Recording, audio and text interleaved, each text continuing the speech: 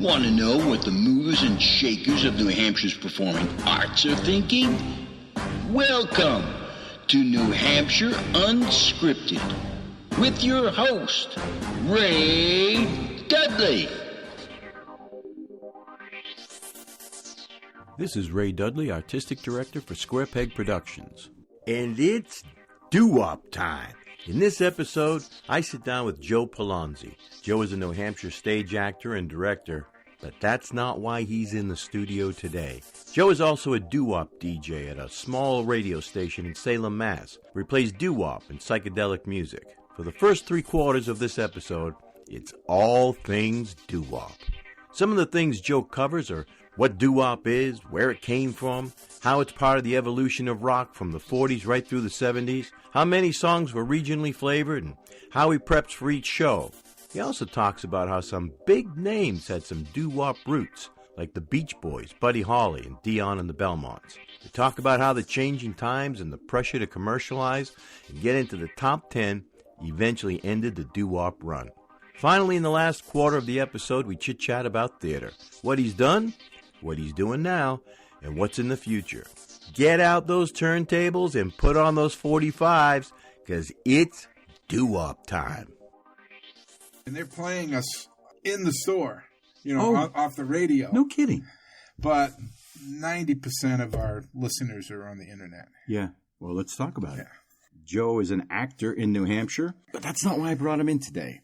We can talk about what's going on in your life acting-wise, but I wanted to get into something that Joe does, which I'm fascinated by. Well, you tell him, Joe. What is it you're doing on Saturday nights? I have a radio station, Salem State Radio, that I work with, and I'm a regular on the Uncle Henry's Basement Show, which is a doo-wop show from 6 to 9 o'clock every Saturday night. There are right now 4 of us that do the show, so we kind of rotate. As, like, old-time DJs or something? Yeah. Yeah. Okay. And I also fill in on the 9 o'clock show, which can be one of two things. It can be a psychedelic show, or it can be what's called the Heart of Saturday Night, which is kind of eclectic. It's 60s, 70s, 80s, and 90s music. Usually the deeper tracks that people don't play all the time, or we can do some other kinds of themes as well. But yeah, that's what I do. At least once a month, I'm on the radio with Salem State. How did you get into that? What's the background to this for you? Well, it goes way back when I was in college, and my undergraduate degree which was at Bentley College. Oh, so you remember your college years? Is that yeah, what you're telling me? I do, fondly. We had just a closed circuit radio station there that I got involved with. I was doing some theater there, and a couple of the people were talking about, hey, we do this radio show that's played. That was before the drinking age was all screwed up, so it was still 18, and so we actually had a pub on campus, and the music that we played would get pumped into the pub, and it was during the mid to late 70s when disco was taking over. So there were very few places that still played rock and roll. And so the college really was enthused with us because most of the kids there didn't want nothing to do with disco. So we brought back rock and roll, and we played mostly that. I kind of got involved with it there and kind of learned my chops a little bit of how to do DJ. And then, when I graduated, got away from it, and, my career I'm an IT professional, so there wasn't much time to do DJ type stuff, especially part-time. There wasn't many part-time DJ jobs. But, I grew up in Beverly, Massachusetts, which wasn't far from Salem State. Yeah. And I still had a lot of friends in Beverly and everything else. I'd go back quite a bit. And what got me kind of plugged in with the radio station there is something completely different. I'm also into classic cars. And I had a 57 Chevy Bel Air for a while, and now I've got a 64 GTO. And a lot of my friends down in Beverly also were into classic cars. And some of them were actually working at Salem State doing the doo-wop show. And, doo-wop's kind of the thing, like we either really kind of like it or you don't care about it. Wait, you're telling me there's people who don't like doo-wop? Yeah, there's some, But quite a few of the guys that I was dealing with, or meeting and seeing at the classic car shows and the cruise nights and stuff like that. And one happened to be a very good friend of mine, Dave Pellegrini, that I grew up with. He was a couple of years behind me, but we were good friends growing up, and he was doing the doo-wop show. So I would go over with him and help him do the show. typing in the songs and stuff like that. Occasionally he'd let me talk on the radio too. And that kind of brought back all the memories of what I was doing, what I did at Bentley and stuff like that. And I really enjoyed doo-wop and R&B music. And there wasn't a lot of that you could find anywhere. Certainly none of the radio stations in the Boston area do it. And even on the internet, there seemed to be, kind of a hole there. Not many people were doing doo-wop music. They might play it as part of an oldie show, but nothing that was dedicated to just doo-wop. So I had already built up a pretty good repertoire of music in my collection for doo-wop. This just kind of enthused me. And then Dave wanted to get out of doing the radio show. He had been doing it for quite a few years. And so I said, well, fine. Get me up to speed on what to do it, and I'll take over your slot. And that's how I kind of got into it then. I did have to go through some training at the radio station and get certified by the student managers. Is that for the board and all that, the sound board? Yeah. Anybody could do it. Believe me, the board is... You're not supposed to say that, Joe. You're supposed to make it sound like it's technical. I wish it was a more complex board, but it isn't. It's a pretty simplistic board. And so running the board's not difficult. And that's how I kind of got into it. And I love doing it, even though it's a fairly long drive down. I love doing it. And I love filling in on the 9 o'clock show because those are, psychedelic music is something that I grew up really loving in the Boston area. It was a big hotbed for psychedelic music in the late 60s and the early 70s with what they called the Boston Beat. And there were a lot of groups that came out of that doing psychedelic music. It's the stuff they used to play on the radio stations after midnight because it wasn't mainstream and a lot of the songs were longer. So you had to kind of stay up past midnight to hear a lot of that music. And there was other uses for it too. Oh yeah. But this is a public station, so I'm not going to talk about those things. Your love for music, where does that stem from?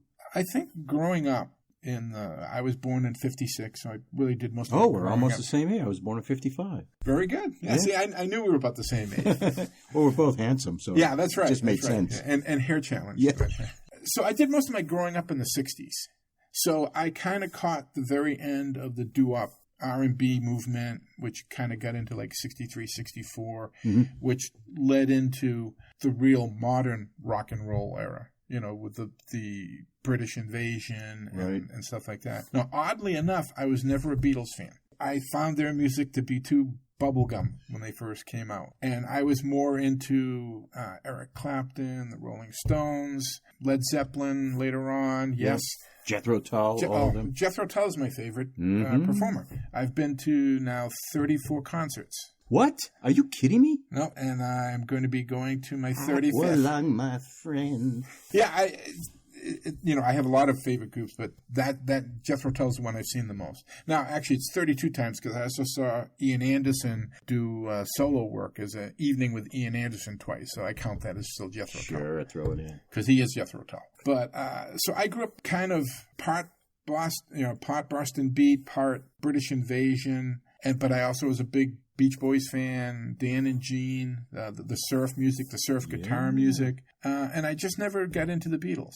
And then I was following Clapton early years, anything he did, Derek and the Dominoes, all that stuff, Blind Faith. And then I started picking up with the local Boston groups, like Aerosmith and Boston and groups like that, which were they were born out of the Boston Beat also because they kind of grew up with the Boston Beat, then took it to another level. Let's define some stuff real quick.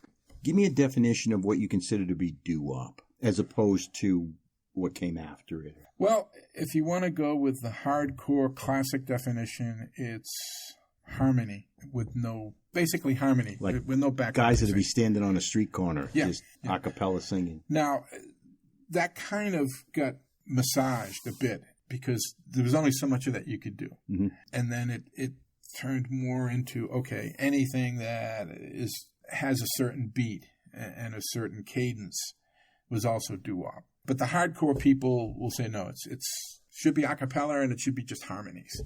I play a mixture of stuff. I tend to play stuff that doesn't get played normally. Not the B-side of an album? Yeah, the B-side of albums, or just older stuff that is almost R&B versus being just straight doo-wop. Now, I tell people when I start my show, I'll say, okay, I'm going to bring you what I think is the best in doo-wop, but I have what I call palate cleansers in there, and they will be either an R&B song, or I play some rockabilly too, because rockabilly is from that same time period, and there's some very good music in rockabilly, and that is kind of like doo-wop on a drug or something, and it's getting closer to pure rock. It's like a transition music. Yeah, but it's the roots are doo-wop, but it's moving towards rock and roll. Can you quickly name a group or someone for doo-wop that comes to mind? Who's your favorite? What do you play a lot of? Yeah, I don't really have favorites with doo-wop because I just love the music, and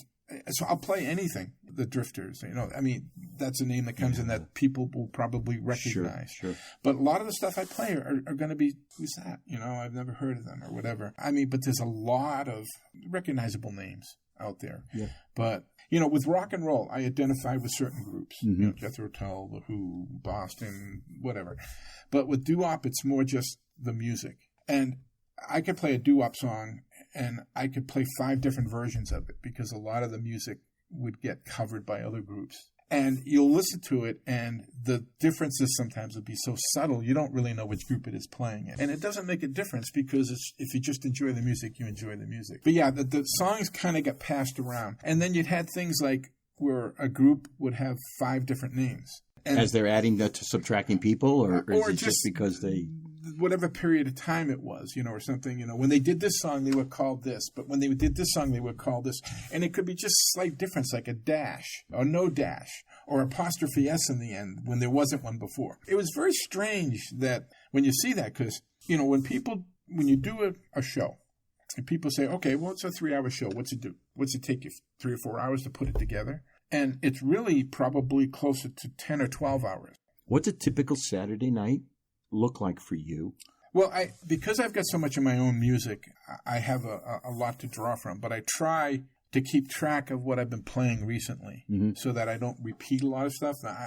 Invariably, I'm going to because I forget I played this 2 times ago or something. But what I try to do is I try to keep pulling fresh material. Now, I can only do that for so long, and then I'm going to end up repeating it. But hopefully it's 2 or 3 years down the road before I get to that point. And it really takes, when I've got a show coming up, I really have to say, okay, I need 10 to 12 hours to put the show together. Because the first few hours are just pulling the music that I want to play and kind of making sure, okay, have I played this recently? How much rockabilly do you want to mix in? How much R&B do you want to mix in versus just pure doo-wop? And then, and this is something where people that want to become DJs have this mindset that, well, you have to know every song you play. You have to know everything about it. If you go into it thinking that, you will never be a good DJ because there is no way. I've got probably 15 or 1,600 doo-wop songs in my collection. You own them? I own them. There is no way I can remember 15 or 1,600 doo-wop songs. I'm lucky if I remember where I lived and what my wife's name is. So you can't. You just can't. You'll hear it and you'll know it. But you can't remember everything about the group, where they started, what the different iterations of their lineup was and stuff. There's no way you can remember all that. So a good 5 hours is just me researching the songs so that I have something to talk about. Yeah. Now, some of the songs, okay, I'll remember. Yeah. But a majority of them, I have to look the information back up so I can sit there and say, well, this group started in 1956 in the streets of Harlem, and they started off with this lineup, and now, but by the time they got to this song, this was the lineup. So stuff like that, if I choose to do that in a show, and sometimes I don't. Sometimes I just try to jam as much music in as I can. But there are some shows that I want to talk about the groups in it because I want to give people a better appreciation for the music and not just listen to the music, but understand why that music happened. And there might be some tragic event that caused that music to happen. Or just maybe it's just curious information that nobody would ever know. One of my favorite reasons for summertime coming around is because the oldies get played a lot more. It's summertime music. Mm-hmm. But what I really like about it is the background stories. you never realize why a song was written or how it got into the hands of that artist. Mm-hmm. And to me, one of the most fascinating things is when Dick Clark or some other DJ says this song was actually written by, and then it was turned down by this artist and ended up in the hands of this guy who then turned it over to a girlfriend or an uncle and made a hit out of it. Yeah. That's fascinating to me.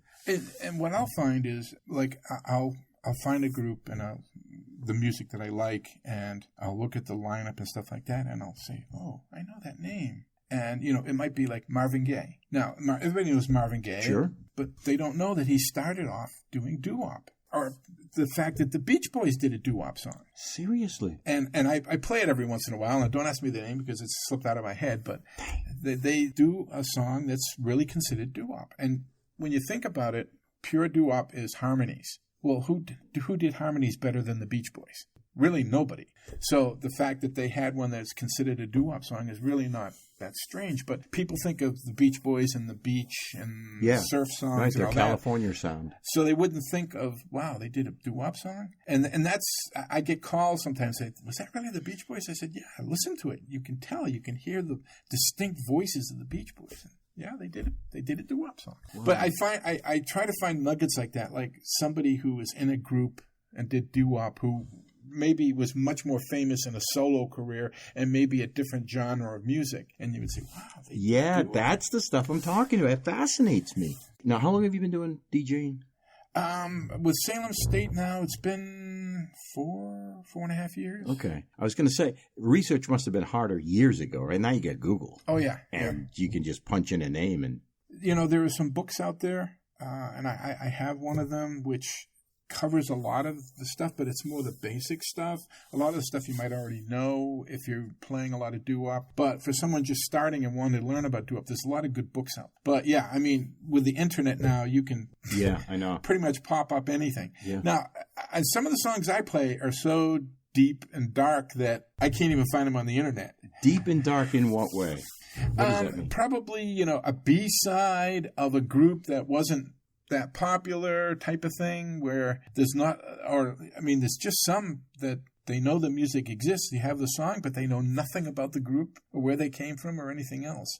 So, I have run into that where I can find no information on the internet about a group or about the song that they did. Seriously?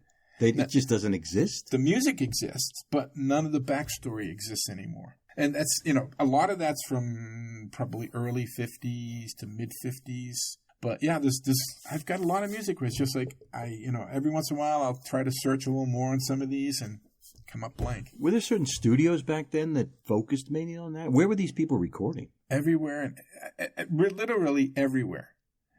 People would set up recording studios in their basements. There were so many doo-wop groups, and the major studios, hadn't really gotten into the doo-wop yet. So there were all these new record labels popping up all over the place just for doo-wop or just for rockabilly or just for R&B because it wasn't mainstream when it first started. So you had all these record companies that just popped up and they might, like I said, they might have their studio in somebody's basement or in a garage and they would pump out songs and then maybe the studio would go away. Oh, if the group wasn't that successful or if they couldn't sign other groups. And that's kind of what happened too with the names with some of the groups is they would change their names slightly every time they worked for a different record company. And I don't know if that was because of copyright infringement or whatever. I don't know. Back then the rules were different, but and they don't really talk about it much except that. And I'll mention that with some of the songs I'll play. Such and such a group, also known as, just so that people have some idea of I've heard of them as this name, but I hadn't heard of them as this name. When they do that. Is it just because maybe they're changing labels or have they added personnel? I'm sure sometime they would, because it's a close-knit group, a circle of doo-woppers, they must get like a guest singer, right? Or that would drift in or... You really didn't see too much of that. Oh, no kidding. You a lot of times the doo-wop groups would come out of a specific area and all the members would be from that specific area. And they might have started off as singing on the corner, or they might have started off as singing in their high school. as a quartet or something like that. There really wasn't too much of what you might call a supergroup where you had people being pulled from all different places. There's a little bit of that. But most of the groups tended to all be from the same neighborhoods. There was a lot of Italian doo-wop and Dion and things like that. And they would all be Italian in the group, and they would all kind of come from the same neighborhood. So it was the same kind of things. And then you would have Chicago had their own doo-wop community. There was a doo-wop community in California, not as vibrant maybe as some of the others, but they did have their own doo-wop community. And you would tend to get the groups that came out of there all were from California. So you didn't get this, cross-melding. You didn't get too many groups where you got a guy from Boston, a guy from Philadelphia, a guy from Chicago, a guy from Florida. They all tended to be kind of from the same area. Now, as doo-wop progressed, that happened a little bit when you got into the 60s. And then you started having certain people kind of float from group to group because they'd be in a group and the group wouldn't be that successful. So they would leave and go to another group. And so they were looking, of course, for that, pie in the sky type of thing. But early on, no, the group the guys would just kind of stick it out. And the other thing is, there was very few females. Initially, almost none. And then you saw some infiltration. Not infiltration. I mean, for whatever reason, you started seeing some females show up. And then you even had some all-female doo-wop groups as well. But it was a man's world for a long time. Do any women, particular women, now that you've mentioned them, float to the top? Would we recognize any of the names? Or again, is it just kind of this? You would, because the Supremes. They would do what? Not Diana Ross, but the ones that were the Supremes. And you have to back up. I'm not forgetting. They were in a doo-wop group before Diana Ross and the Supremes. Oh, interesting. And there was some others, too. And again, being at the age I'm at, I probably should have written some of this down before I showed up today. It's all right. You had mentioned that it progressed. So was there a difference between what was happening in the 50s and then the 60s? I know that culturally there was, but what was changing in the music as it progressed? As you got into the 60s, it seemed like the focus became more for top 10. We got to get into the top 10. We got to become more popular, so more popish, because otherwise you weren't going to last. In the 60s, when you think about it, and it started really back in the late 40s with R&B, and then it came into the 50s and R&B was still going, but there was an offshoot from R&B that became doo-wop. And then the doo-wop kind of spawned rockabilly and then rock and roll with Buddy Holly and all that. And even Buddy Holly did a doo-wop song, or a couple of them. So, and then when you get into the 60s, all of a sudden, everything was commercial. So, if you're competing against the British Invasion and the Beatles and stuff like that, well, you need airtime because airtime was the money. Yeah. Okay. Well, if you're competing against the Beatles and Paul Revere and the Raiders and the Beach Boys and all that, if you don't get airtime, you're irrelevant. So they tried to become a little more popish, and that's when they really started moving away from the core strict doo-wop. And they still had the harmonies and stuff, but there was more big band behind them and stuff like that. And when I say big band, I'm not talking about Glenn classical. Miller. No, I'm talking about just more musical instruments and brighter sounds. Bringing in some brass. Because, the early doo-wop, really, it was about the voices. And now it couldn't just be about the voices because nobody wanted to listen to just the voices. How were they getting any exposure? Who was discovering these people? Where were they finding them? Where do you find a doo-wop group? You just drive through Detroit and hope that somebody's standing on a corner and you're going to mic them up? I wish I could give you a great answer for that, but I can't. It came, like I said, when you're coming into the late 40s and you've got the Glenn Miller Orchestra and all that stuff, and the baby boomers coming out of World War II wanted something more. Glenn Miller, that was my parents' stuff, Right. And, there was still the country stuff, but that didn't go with them either. So they wanted something. They wanted something they could dance to. They wanted something. They wanted to feel good, too, coming out of World War II. And Glenn Miller and that stuff, that didn't do it.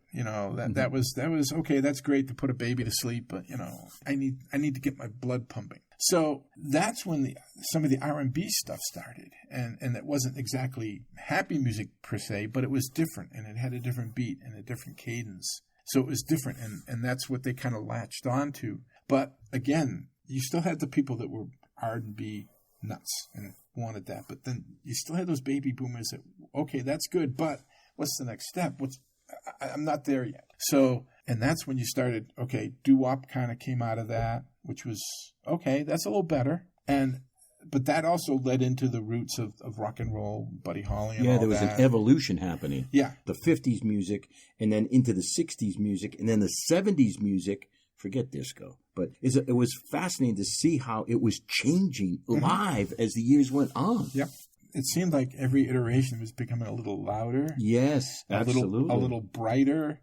And then it kind of went over the top, I think. But, I mean, I'm a heavy metal fan. I like heavy metal. But I don't know how you can listen to it for 5 or 6 hours at a time without kind of getting a headache. It became, the R&B was one thing, but that was kind of like downer music. But the doo-wop, what it gave them was lyrics that you could listen to and you could understand. It was stories, which you didn't Glenn Miller and that there was a little bit of vocals, but not much. Right. And it wasn't a story. It was just a melody and a lullaby or whatever. But then when you get into doo-wop, now you had lyrics that you could identify with and you could understand because it was telling a story. Most doo-wop. I mean, there's some that's, hokey stuff, but a lot of the lyrics were stories. So you could kind of latch onto that and you could sing along with it, in the car or whatever. AM radio. Right, yeah. Or my transistor radio. On the transistor radio. So it gave the masses, the baby boomers, an opportunity to now participate. Oh, yeah, I know that song. I can sing along with that, which they didn't have before. And then you get into the 60s and it becomes even more prevalent. And now you're talking about very bright, very loud, for the most part, stuff that you could dance to and feel good about. Or get high to. Yeah. Also during that time, so you've got crooners. You've got jazz coming up. You've got music from the South, and even the country western stuff was kind of starting to move in. How did all that fit together? It had to have some influence on each other, right? Well, it did. And even doo-wop. I mean, you got pockets of doo-wop that were all different. The Italian doo-wop was much different than the Chicago doo-wop. And where was the Italian doo-wop popular? East Coast. Okay. Mostly New York, but you had some in Boston, some in Philadelphia. But it was mostly the Northeast corridors where most of the Italian came from. And that's where the big Italian communities were, when you think about it. New York, Philadelphia, and Boston were had very large Italian populations because they had all, my relatives came over from Italy in the early 1900s. My grandfather were born in Italy, and my grandfather was born in Italy, and he came over when he was 2 or 3 years old. They all, settled in the Northeast Corridor because they were coming over for jobs. So you had these huge Italian communities, and doo-wop was becoming so popular that, okay, if you're an Italian kid or, and you're in high school, I want to be known. This doo-wop's kind of interesting stuff. So they kind of did their own version of Italian doo-wop, which really was doo-wop, but it would have a little bit of a difference from the Chicago doo-wop. Sure, it'd be the regional difference, which was right? Midwest.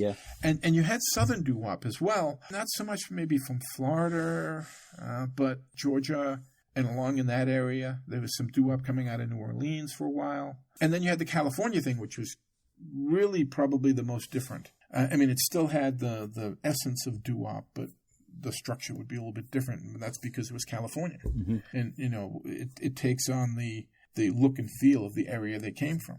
And like I said, because the doo-wop groups kind of tended to be all the same kids from their neighborhoods versus, intermixing initially. So they developed their own style for that area, and everybody did that style coming out of that area. So you could sometimes listen to a group and say, oh yeah, they're from New York, or no, they're from Chicago, or they're from California, because you could just tell the style differences. Now, when you get into the 60s, especially towards the mid-60s, when doo-wop was starting to kind of fade out a bit, and you started having cross-mixture of people, like, a super group, doo-wop group might have somebody from Chicago, somebody from Philadelphia, somebody from California. Now it became more homogenous across the board. But at that point, doo-wop was kind of fading out anyway. Although doo-wop did survive into the early 70s. There was still doo-wop groups doing... Who were some of the hanger-oners?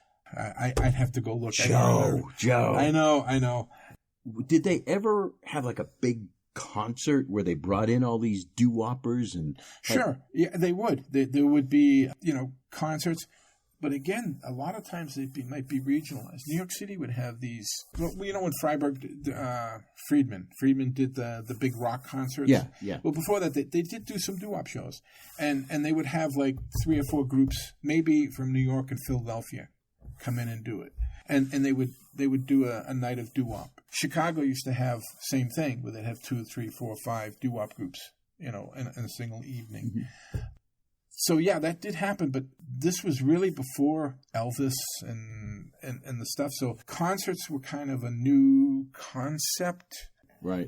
I mean, you could go to my mother used to go to the Frolics at Salisbury Beach, and they used to have a ballroom there, and they were big band music, and she would go there to dance, and that was, to them, that was a concert, going to see a big band playing and being able to do the waltz. Because everything was over radio back then, right? So to get together wasn't a concert. You were just going really to kind of... Yeah, you did, because you wanted to go dance and you wanted to meet people. Whereas now all of a sudden this concept with, and even R&B did not bring up the true concert type of scenario. It was really doo-wop and then into the early rock and roll that, okay, people went to see a group, not just music, a particular type of music. They were going to see a specific group. And that kind of started a little bit with the doo-wop groups where, I want to go see that group because I know them. They grew up in my neighborhood, or they grew up 3 towns over from me. So I want to go see them. And then that fed right into the 60s when all of a sudden, okay, they had this big explosion of concerts and everybody wanted to go see the Beatles, or everybody wanted to go see the Beach Boys or whatever. Did television have much impact on the doo-wop groups? Because I'm guessing prior to the 60s, there wasn't a lot of it being televised, right? No, and there really wasn't up until the late 60s. Which is ironic then, because you're saying it was on its decline. I'm sorry, late 50s. And even then, though, it was really more Buddy Holly and the Crickets and Big Bopper and that kind of stuff. Because you'd see people like that showing up on the variety shows. You really didn't see a lot of the doo-wop groups. Yeah. Occasionally you would. And I'd have to go back and look, but I don't ever remember if a doo-wop group ever showed up on like the Ed Sullivan Show. I was trying to think too. I can't think of one, but there may have been. But I can remember all the other rock groups and stuff that showed up. British Invasion was huge on Sullivan. And the Ted Mack community hour and stuff like that used to happen. Again, I'm not remembering doo-wop groups per se, but there may have been. That's what I'm thinking. They were almost pre-TV. Dion and the Belmonts would show up occasionally, but they were kind of a crossover group. They would do some doo-wop, but they would also do more popular stuff. And whenever I saw clips of them on TV, they were playing more of their popular stuff versus straight doo-wop. So I'm not sure if doo-wop had enough mass appeal to show up on TV. It almost flew under the radar then. Yeah. And I think it was also because people didn't identify with groups. There were so many doo-wop groups. A song might get done by 4 or 5 different doo-wop groups. So they identified more with the song and the music than the actual group. Whereas when you started talking about Buddy Holly and all that, now, I got to go see Buddy Holly. And it wasn't just a particular song, it was the group. And I think with the doo-wop groups, it was more they were identifying with the music versus an actual group. So there was less impetus to go to want a concert because they could listen to the music on the radio. And they didn't have to go and sit and listen to the music. They could just sit at home and listen to it on the radio. And they just didn't identify with specific groups as much. So a group would sing a song, some other group might find out about it and then decide to do a cover version of it or their own version of it, flavor it with their regional doo-wop accents to it. And then that's how you end up with these multiple versions of one song. Yeah, especially if it was a popular song. If it did well, then the other groups would want to do it. And now with doo-wop, I think it's cross-generational. I mean, people just like doo-wop. But even back then, when you had the groups in an area, well, their fans were in that area. The people would listen to them in that area because that's what got played on the radio stations in that area. And like radio stations in New York might not play doo-wop coming out of California because they had so much New York doo-wop to play, and probably the same in Chicago. So they would hear what was in their area, because the groups were local and stuff like that. And they might not hear the stuff, but now, today, you hear it from all over. It doesn't matter. My show, I don't care where the doo-wop came from. If it's good music, I'll play it. You say it died off in the 70s, pretty much? It started fading out in the 60s, not because it wasn't still good, but because it got kind of pushed aside by the other music that was happening. Yeah. I mean, everything kind of lasts. I mean, you get country music, which has been around forever and ever. Disco kind of died out. Thank you. Yeah. But that led into rap and stuff like that, which is still going Yeah. strong. You know, rock and roll is still going strong. It's changed. I mean, you still got some of the old groups, people older than me, and I still go see them in concert. But The Rolling Stones, for one. Rolling Stones, Aerosmith, another one, another group from the North Shore of Massachusetts that I grew up with, and actually got to meet because they came and played at my high school. Yeah, that was interesting. Because I said I went to Beverly, and we signed them up to come play at Beverly High School. We had a field house, which gave us an advantage over other high schools. And we signed them up, and this was their first album when it first got released. Only sold in New England. It didn't do well any places else. And so we signed them up for like peanuts to come play at our field house. And then they re-released the album, and it went like platinum in 4 or 5 weeks. No kidding. And it was like, we're sitting there going, oh my God.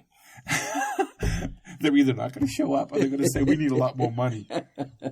And so it's getting closer and closer to the concert. We're not hearing from them. Going, oh my God, they're just not going to show up. And the day of the concert, they show up, put on a kick-ass concert. No kidding. Incredible concert. And I got to meet them all. I got to help them do their sound checks. They did the concert, never asked for another penny. I was so enthralled with that fact that they wouldn't ask for another penny. And they could have. They had us over a barrel. And nope, they just did a great concert. They thanked us for the opportunity, and that was it. Yeah, it was great. It was a great experience. There were a lot of groups used to play in Lowell. Man, Lowell was huge for a lot of these groups that wanted to come through. I've seen a few concerts up there. I can't remember the hall, but... Well, there's a Lowell Auditorium. That might have been it. I don't know how far back that goes. No, that might have been it. I remember seeing Edgar Winter up there. Yeah. Yeah, they also had some nightclubs up there. One was called Chevy's, and I remember it because they had the back end of a Cadillac sticking out of the building. Oh, I remember seeing that. Yeah, that's funny you mentioned. And the waitresses all were dressed like a sock hop type thing, and then once or twice an hour they would get up on the tables and dance. Your radio show on Saturday. Okay, so you started to tell us about the work involved in it. So 4 or 5 hours doing research. Yeah. What makes for a good show? You're pulling songs. You're trying to do some research. What's going through your head? What is? It can't just be random. I'm just going to play. I don't know. How many songs do you play? For doo-wop, I need to have probably 70 to 75 songs ready, and I probably won't play every one. But doo-wop songs. One other unique thing about doo-wop songs, they're all short, very very short. Time less than 2 minutes on some. Oh. I mean, usually like a minute 50 to 3 minutes is about the range most doo-wop. There's very few that go beyond 3 minutes. Very, very few. So you got to play on a lot of music. So I usually would have 70 to 75 songs on my playlist. And sometimes it's just random. Sometimes I'll just pull songs and say, oh, yeah, okay. Sometimes I'll have a theme. Like what? One I did not too long ago was I did 60 year. I did a 60-year theme. So I took every song from the years of 60 years ago. All my music came from that year. And it's amazing that you can do that. But yeah, it's very easy to find 70 or 75 songs from a year. Because there was so many groups and everything else. And so and a couple of them I said they were from that year, and then I found out afterwards they weren't, but that's okay. Was that from an audience member? From some of this? Yeah. Actually, it was from the guy coming on at 9 o'clock. He says, oh, by the way, that song's from the year later. Okay, Doug. Okay, but yeah, so, or I might do that was then, this is now type of thing where I might have a group from like early in their career and then from later in their career, or maybe one of the people in there did a solo stuff. So there could be that much difference in a group as they matured? Oh yeah, especially if they changed out some of the lead singers. A lot of those groups back then were, let's just say, not angels, and so you would have some that would no longer be able to or incarcerated.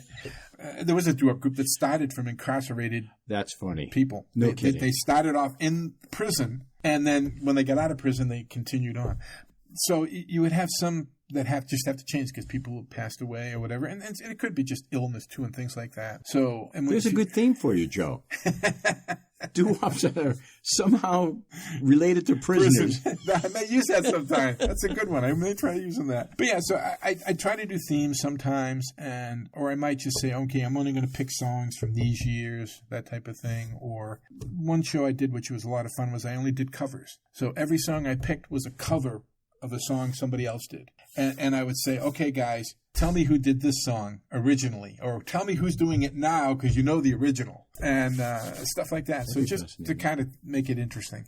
And also, with my, because I do a lot of theater, and I usually have at least 2 segments where I spend at least 5 minutes talking about theater and what's going on. In your radio show? Yeah. How does that tie in? How do you...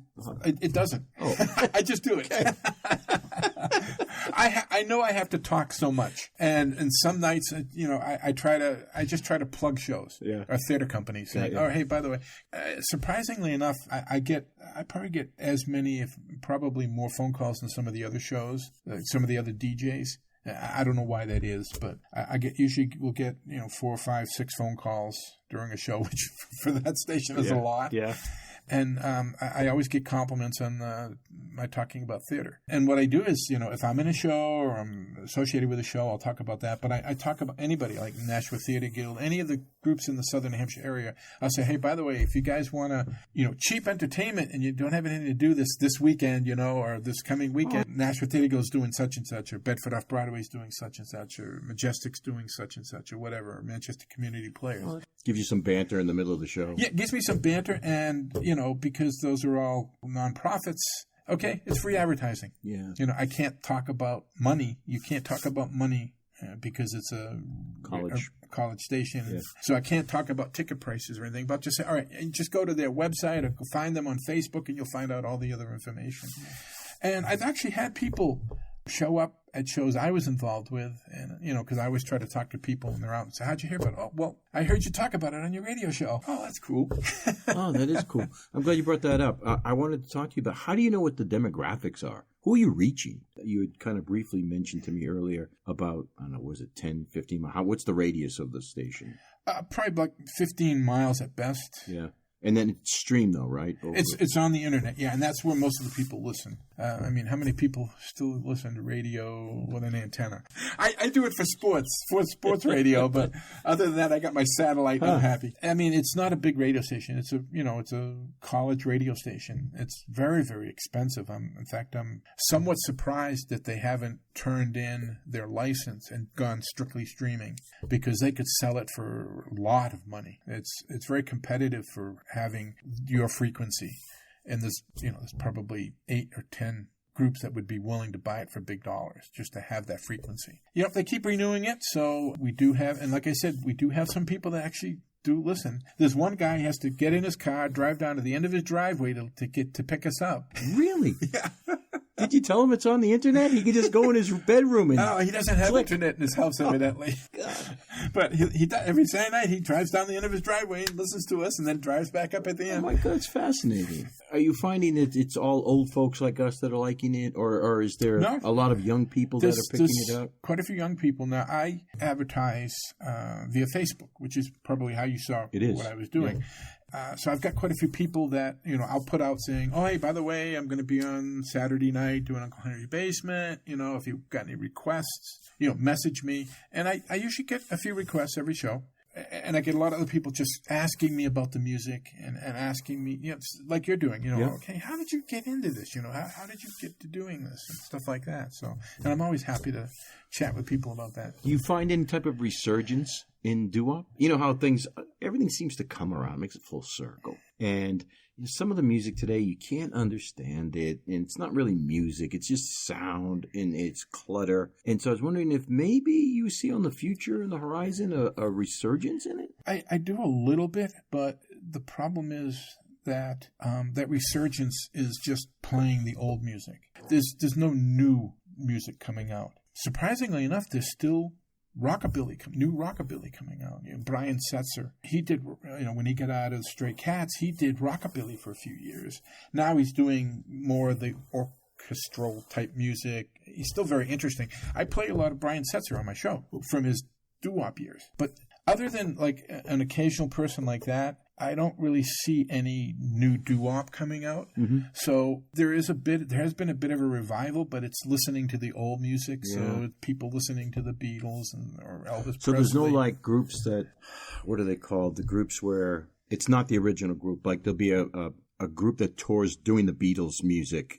They look like the Beatles, sound like the Beatles. Yeah, a tribute band. Yes, thank you. I haven't seen any. There is a couple. There's actually one in New Hampshire called the Bel Airs, and they go around and they play at fairs like and stuff Deerfield like that. Fair. Deerfield Fair and stuff like that. And I did see them at some cruise nights and car shows, and they're very good. They're very, very good, but it's not new music. They're just singing the old music. So there's no more, the creativity isn't there anymore, or at least I haven't seen it. Now, that doesn't mean there can't be groups somewhere that are creating new music, but they're not getting the exposure if they are. When you do your show, is it all digital? Do you do any actual CD? You mean records? Yeah. Yeah, we're set up to do both, album and 45s. Yeah. I don't, only because it's such a pain in the neck.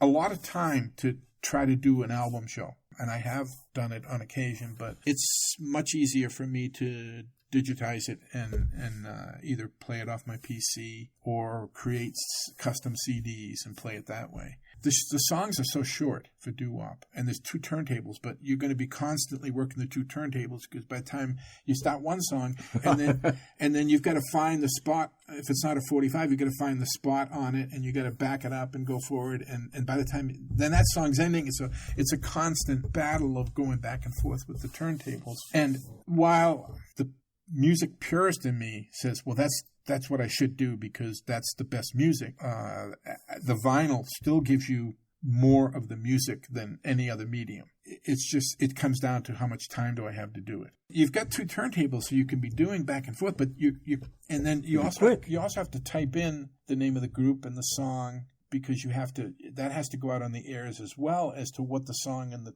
group is. Well, that's for all the new radios that have the scrolling. It's an FCC requirement. So, and sometimes some of these songs and some of these group names are very long. So you're trying to type that and watch. It just sometimes becomes down to how much time do I have.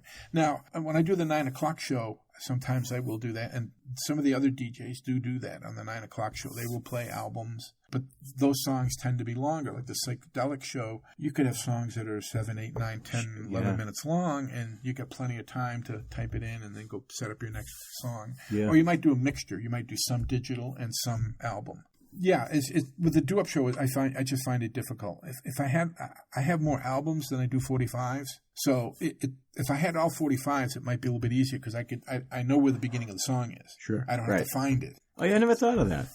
You don't think about that anymore because you don't see albums. Yeah, but yeah, there's 12 songs on there. You got to find that little groove where that song is. And you can cue it, and you hear it through your headset before they hear it, and you have to physically then back it up to get it to the beginning of the song or whatever. I forgot all about that. So it does take a little bit of time to do. But the music purist in me says, well, I wish I could do that because that's the purest music. How do they handle royalties for that type of stuff? The station does that, and I'm not as plugged into all that, but they do.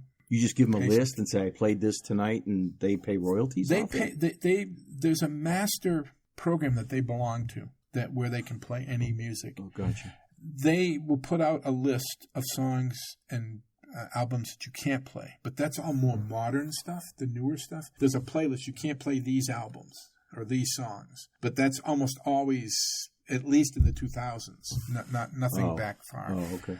Some of the stuff may even be public domain now. Just if you start, some of the stuff I play is from the late 40s. That may even be public domain now. I don't know. Well, that's early doo-wop, huh? Yeah. 40s? Well, it's more the R&B stuff. Oh, gotcha. It's the beginnings of doo-wop, but it's R&B.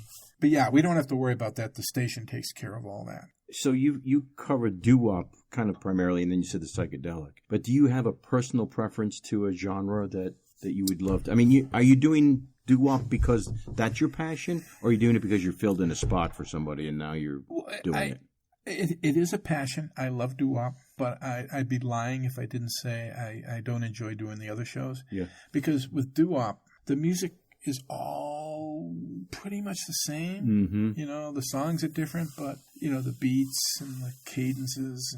And so with the psychedelic or the Saturday night, Heart of Saturday Night, I can play a much bigger variety of music, and I'm much freer with my selection. Whereas with doo-wop, I'm pretty much going to play some R&B, some doo-wop, maybe some rockabilly. That's it. But when I do the psychedelic show or the Heart of Saturday Night, I have a huge, much, much bigger palette to choose from, as styles and things like that. And I can do much bigger types of themes and stuff like that. When we talk about the psychedelic part, Was that a time frame? Like, was there 70s to 80s? It stopped at like the 80s? There is still psychedelic music today. Really? But the biggest batch is from mid-60s to mid-70s.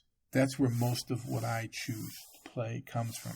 But there's still music, more modern music, that's considered psychedelic. And what made it, for people who don't know anything about that music, what gives it that term, psychedelic? What's happening to the music? It's hard to describe. I mean, it's easier when you listen to it, but it's the kind of music that, will get in your head. I know stoners love listening to it because it helped them expand or whatever. Yeah. But it's just, it's the kind of notes and the kind of instruments, and it's so much different. It doesn't. It's not synthesizer stuff, that's not that. There could be psychedelic with synthesizer as well, but with rock and roll, it's all about the beat, and everything else. With psychedelic, there may not be a beat. It just might go anywhere. It can go anywhere. There might be a story, there might not be a story. Did you ever hear "Journey to the Center of the Earth"? Oh yeah. So there's a story. Rick Wakeman. Yeah. Oh yeah. I was a huge Rick Wakeman fan. God, that thing would take me to places I could see pterodactyls flying through the air, and I might have been doing something at the time that enhanced that, but he did 3 or 4 concept albums like that. Journey to the Center of the Earth, he did one about King Arthur and the Knight's Table. I never heard that one. And they're all equally as good. And of course, he's, was huge as being part of Yes. He was there. He wasn't their initial keyboard player, but he was their keyboard player during their biggest in the 70s, with most of their big hits in the 70s. And just as an aside, there are 2 Yes groups now. Really? There is. How does that function? There is what was the original Yes, which only has Steve Howe left. And then there is another Yes group, which is John Anderson, Wakeman, and Rabin. It's strange. But John Anderson left Yes because he was having some issues with his throat. And instead of waiting for him, they chose to replace him. So they're on like their 3rd replacement for John now. And then the bassist passed away. The drummer may still be one of the originals. I don't remember. But Steve Howe's really the only one that I identify with in the original Yes. And then John Anderson got together with Wakeman and Rabin, and they toured, and I actually got to see them. They wanted to be called Yes also, so they worked out a deal where they could both be called Yes. So it's Yes featuring Steve Howe, and the other one is Yes featuring John Anderson, Rabin, and Wakeman. Wow. So, and they both tour. And actually, I'm going to see John Anderson at the Tupelo a couple of weeks or so. Now, this is solo stuff, but I've always been a big fan. Now, that's more progressive rock than psychedelic. Mm-hmm. But the progressive rock, I think, really spawned out of the psychedelic movement. And you had groups like Yes, and you had groups like Uriah Heep. Oh, yeah. That were big progressive rock bands. And that they kind of... So you had mainstream rock, you had psychedelic that went way the heck up, way up here into the atmosphere. And then in between them was kind of the progressive rock. So it was a little bit different than rock, but wasn't as strange as the psychedelic music. But there was a lot of groups that came out of the Boston beat that were psychedelic groups. Ultimate Spinach, Beacon Street, Orpheus, which... I don't think people really knew what to do with Orpheus because they did more ballads and stuff, but they were part of that Boston beat as well. They had one huge hit, which was Haven't Got the Time. That kind of spawned out of, I think, the psychedelic movement. It's funny, just the term takes me back to like lava lamps and black lights and all of that. I had the black lights and the fluorescent posters when I was in college. Yeah. I used to go down to Boston to all the head shops down there and check them all out. They have a room with a black light going and all the different posters, and you'd be scanning through them, Yeah. That was crazy. Spencer's. Yes. Well, they kind of came out of that now, right? I mean, that was where you went if you wanted the fluorescent posters. Spencer's. Oh, man. And they're still around, I think. Yeah, I haven't been in a mall in a while, but I'm assuming I don't think anyone's been in a mall in a while.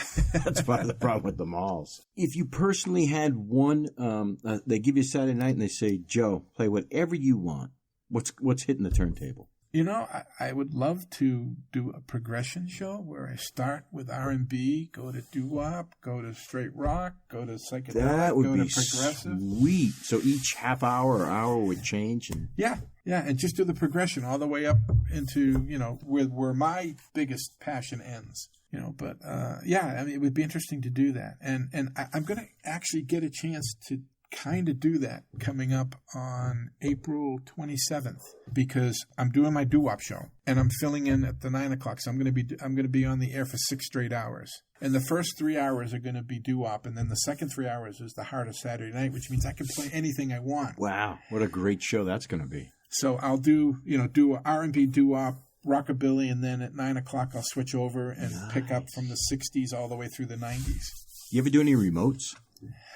I wish we could. I wish we could do it from our homes, but the way the setup is right now, we would actually have to have that same board at our house, so it's prohibitive to be able to do that. I'm hoping at some point in the future that the station might be upgraded enough that we could do the shows remote. It would be a lot nicer. Yeah, because you go to a lot of these diners, the car shows that always come up. They're popular. Man, it's amazing how popular that stuff is. Yeah. Get those old cars. I had a friend who had a, was it a 55 Corvette? It was a split-top Corvette. Man, that thing was gorgeous. He would tear that thing down and rebuild it, but boy, you could hear it when he would start that. You go to some of the car shows and even the cruise nights, and they're always playing classic rock, 50s and 60s rock, because that's kind of the music that goes with the car. I mean, I've got a 64 GTO now, and it's very fast. It's a 389 tri-power, so the 3 carburetors, 4 on the floor. It's a convertible. Do you work on it yourself? I do a little bit of work on it. Yeah? I do have a mechanic because I want it to work right. And especially with 3 carburetors, I don't ever try to tune that. That's insane. You need special things for it and everything else. But and I always have mostly 60s music to play in the car when I go to car shows and stuff. You got an 8-track in there? No, I actually have a more modern radio. But Shame on you. It looks like an old radio, though. It says Pontiac on it. It looks like an old push-button radio, but it's a more modern radio. Push button. You're going back. Yeah. Oh, my God. Man, you have ashtrays in there, too, then? Oh, there's an ashtray in it, yeah. It doesn't get used, but there's an ashtray in there. And a cigarette lighter, which is where I can plug a GPS in. All right. Well, is there anything we didn't cover? Well, if you want to spend a couple minutes talking about theater. I would love to. I'm very active, as you know, in southern New Hampshire. I'm probably doing more directing now than acting, only because of my age. Did you just direct the last Bedford off Broadway? I meant to get down there to see No, Sylvia. That was directed by Courtney Ower. Okay. And it was very, very successful. Very successful. It's an interesting show. Yes, isn't it? Yeah, and we had the perfect person playing the dog. I saw all the Facebook pictures. Yeah, Sierra. She did a great job with it. I'm going to be directing our spring show, which is Laughter on the 23rd Floor. I love that show. Yeah, we did it up at the Winnipesaukee Playhouse. I went up and saw it. Oh, you did? Yeah. I like it, and I think it's Neil Simon's funniest play. Now, because it's going to be in Bedford, we have to clean up some of the F-bombs. Well, we have to clean up all the F-bombs. Yeah. There's only about 30 of them in there. I know. I said them all. Yeah. And we can't do that where we do the Bedford shows, but we'll figure it out. We'll work around it. I got a killer cast, so I'm really happy with the cast. It's a great show. Oh, it is. I didn't realize what a great show until you do research on it and you begin to understand that it's all about Sid Caesar. Yeah, the show of shows. Yeah, and the people he had surrounding him to write the jokes. Yep. Even Mel Brooks, Carl Reiner. Eventually, they had Woody Allen come in. Talk about a cat. That would have had to play a crazy writing room. Yeah, and it comes through in the humor and the things that go on. Yeah, I mean, and people ask me, what's it about? And I try to explain to them, and Sid Caesar, I have no clue. And I said, well, think the Dick Van Dyke Show or the Alan Brady Show and the writers, when you had the 3 writers. Yes, exactly right. And now just expand it where there's 6 or 7 of them. And that's what it is. They're writing the show for Sid Caesar. And he's just crazy. I mean, he is just off his rock. Well, the guy that Max Prince in the play. Yeah. He is just off his rocker. And I have someone who's played the role before. Rich Hurley is going to do the role. Wonderful. Yeah. And Mark Morrison, if you know Mark Morrison. Mark has done mostly in Massachusetts, but he's come over into southern New Hampshire. He's very, very talented. He directed the show when Nashua Theater Guild did it. So he knows the show very well. But I'm really happy with the cast. That goes up in April? That goes up in June. We're doing the read-through this coming Sunday. Oh, okay. And then a couple weeks later, we actually start rehearsals. Oh, you're going to have so much fun. Yeah. And I'm filling in for someone. I'm going to be in the Majestic, their last dinner theater show for the year. Which is? Is Anybody Out There? which is it's a cute play. It's very, very funny. It's a great dinner theater show. Where do they do those? They do those at the Executive Court. You know where the Yard used to be, which is now the Backyard Brewery in Manchester? No, I'm not familiar with Manchester too much. Anyway, the same people own the Backyard Brewery, the Executive Court, and a hotel. And it's all right at the intersection of Mammoth Road and 28. I know where Mammoth Road is. Yeah. They have a portable stage that they set up in one of the banquet rooms, and they do their dinner theater there. It's nice. It's nice. It's a harrowing situation because you don't get to actually move in until Thursday night. So you move in, you get set up, you do your dress rehearsal, and then you get 3 shows. But his black box theater at his main studios the stage is 1 foot shorter than the temporary stage. So you basically at least know how much space you have to work with. Oh, that's good. That's real good. Those places usually sell out too. Dinner theater's pretty popular. He does pretty well with it. I know Lend Me a Theater does a lot of dinner theater. Yeah, Mo Demers was in Sylvia. Yeah. She was? Oh, she did it. She played 3 different people, and most everybody thought it was 3 different actors. She just did a phenomenal job. Mo's a great actor. We were talking about Lend Me a Theater because she's looking for a director in the fall, and I'm hoping that I'll get a chance to do it. And it's going to be a dinner theater at the Tupelo. They sell out, and they sell out early. Oh, yeah. She basically can make her whole budget doing one show at the Tupelo. I know. So. Isn't that insane? Yeah. I know. Ghost. I'm involved with a few different theater companies. I'm the artistic director at Bedford, and I'm also the artistic director for Ghostlight Theater. And then I'm a vice president with NHCTA, which is New Hampshire Community Theater Association. We put on the festival every year. You know what the New Hampshire State Festival is, right? It's a competition? Yeah. Oh, gotcha. Yeah, we put that on every year. Ghostlight, we kind of went into hiatus for a couple of years, and now we're coming back out. Who's Ghostlight? We're kind of a pirate theater organization. We don't have a home. It was started by a bunch of people that came out of Northern Essex Community College. Oh, maybe I don't know them then. I was thinking it was the Joel Mercier, George Hill. Nope. Got you.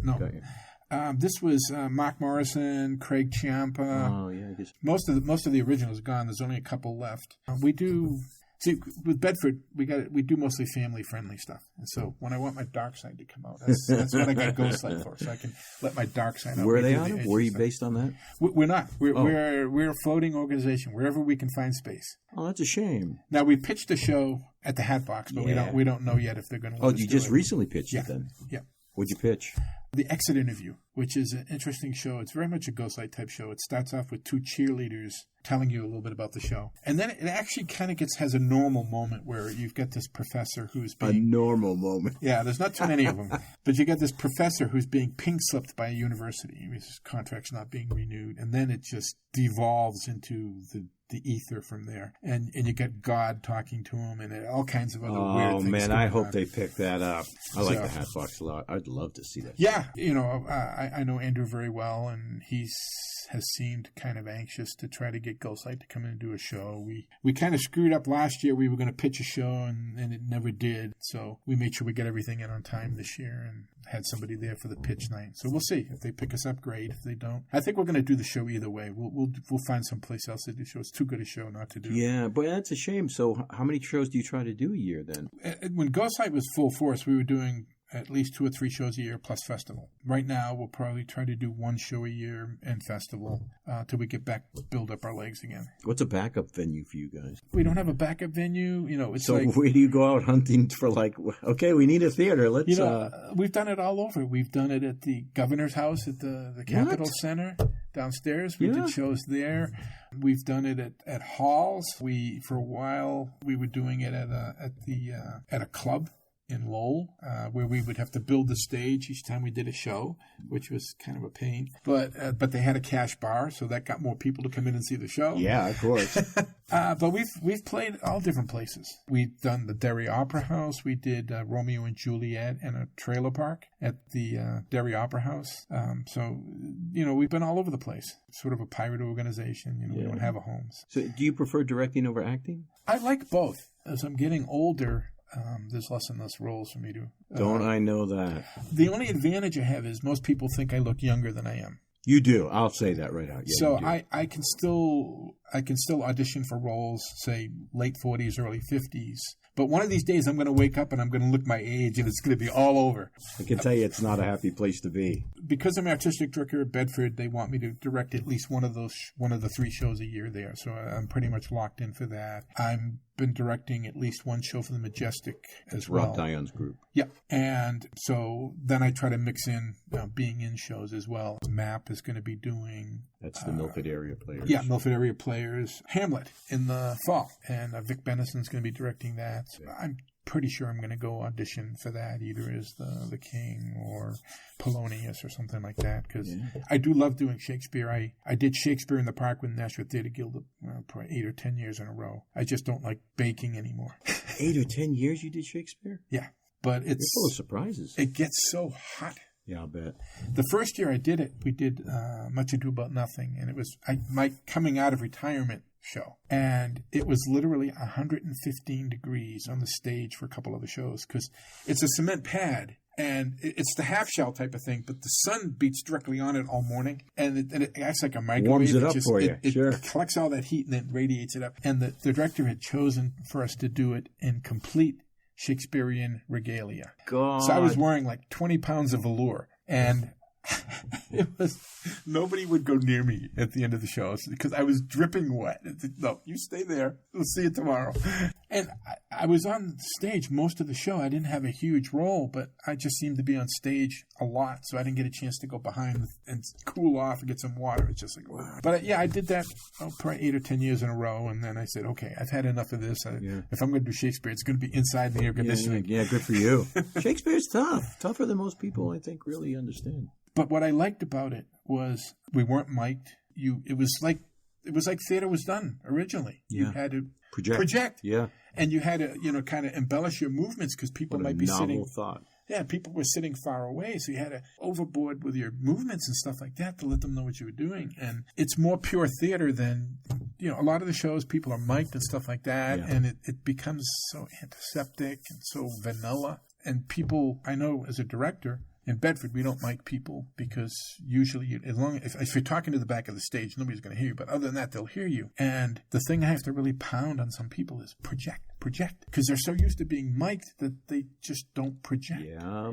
And it's like, hey, look, this is old-time theater. We don't have mics. And I'll sit at the back of the theater and I say, if I can't hear you, the audience can't hear you. That's exactly right. No, it's a lost art. My wife just went and saw our kids' show the other day. And they're all mic'd as children. So they're going to go through grade school, junior high, high school, college, all being mic'd, never understanding the art of projecting and articulating. The worst thing, my biggest fear is in a show where you have to talk in hushed tones or you have to whisper. And I swear, nobody under the age of 45 knows how to whisper so people can hear you. It's like, yes, it's a whisper, but the audience still has to hear you. You can't really whisper. That's right. And they don't understand how to do it. That you have to be up here normally so that when you whisper, they can still hear you when you hear. And it's a whisper. Right. But it's a very loud whisper. Yeah. And when you're up here being loud, it's not loud. It's not harsh loud. Right. And I apologize because the people can't see what I'm doing with my hands, but you have to bring your voice up to a very high level so that when you want to talk in a hushed tone, they can still hear you. But there's a big enough difference that they know you're whispering or you're talking in a hushed tone. It's called a stage whisper. Yeah, and trying to explain that to people that have always been mic'd or something, it's hard to get through to them sometimes. Yeah, I'll get them to talk in the higher, but then when they go to the hushed tones, they always drop way down too low. Devastating for a show. Devastating if they do that. And if it's adjudicated, that's going to be the note. You should not hear them. That's right. And that should be a good note. I mean, that's the point to adjudication, is to let you know what you screwed up or did well. I'm so glad you came by. Yeah, I like I said, I'm honored that you would want me here. So. Well, you are welcome. I knew you had fascinating stories. and so we don't let Ray off easy here. Ray is an outstanding actor himself. I've gone to see shows just to see you. Okay, and I can't say that about a lot of people. Now most of them were up in Winoopesaukee, but I like going up there anyway because especially their new facility is beautiful. I know. I'm going to tell you what my favorite show was with you was Of Mice and Men. Oh, when I played Candy, the one-armed guy. That was worthy of Broadway. Thank your you. Performance in that show. It was outstanding. Thank you. And I like the show. I'm actually hoping to direct it at some point, but you really brought that character to life. They killed my dog. But I mean, I've seen you in a lot of other shows too. But if I had to pick a favorite, Thank you. it was that one. That was the first one I won an award for. That was pretty cool. It was well deserved. Thanks. Very well deserved. Thank you. Well, you paid your dues. Thanks. All right. Thank you for coming by. I hope we get to do this again. And Yeah, you've got some more stuff coming up. I would Let love me know. to. Thanks for listening. This has been a Square Peg production. And if you'd like to find out more about Square Peg and all that we do, you can find us on Facebook or at www.squarepegnh.com.